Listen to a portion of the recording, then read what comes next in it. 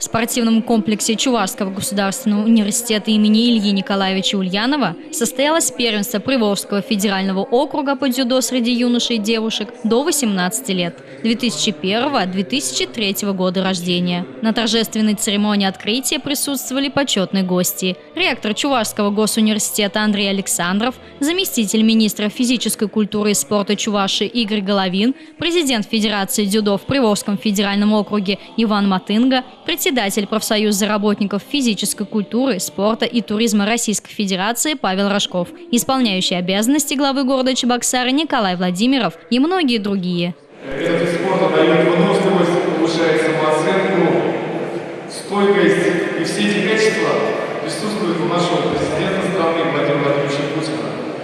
Конечно же, и мы, в свою очередь, руководство города, хотим вам всем пожелать от имени городского собрания депутатов победы, благополучия, достатка, и чтобы мы встречались еще не первый раз на территории нашего муниципального образования, хороших достижений. Спасибо.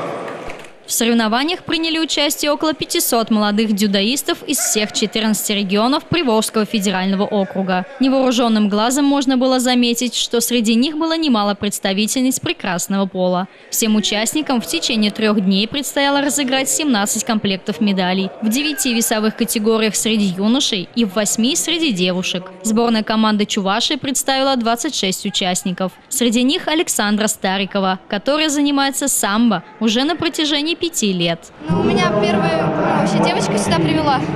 Потом там вначале играли, потом уже начали отрубать броски, мне понравилось и сейчас занимаюсь. Другая спортсменка Амина Аббасова из Ульяновской области пришла в дзюдо тоже благодаря друзьям. Но изначально этот вид спорта ей совершенно не нравился. Спустя время у нее стали получаться приемы, вследствие чего она изменила свое мнение о дзюдо. В первенстве Приволжского федерального округа в полуфинальном поединке весовой категории 52 килограмма Амина столкнулась с пермской спортсменкой Лилией Габдрахмановой. Бой длился долго, но в итоге Амине удалось одержать победу, после чего она рассказала о своем настроении и планах на будущее. У меня положительные эмоции, хоть у меня еще присутствует волнение, потому что у меня предстоит финал. Я буду стараться настраиваться на него, ну и посмотрим, что выйдет.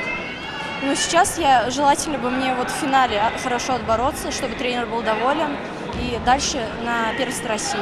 К сожалению, в общем итоге у Чувашской республики всего одна медаль. Серебро завоевала Полина Тимкова в весовой категории 63 килограмма. Ольга Василик, Илья Волков, Жизнь столицы.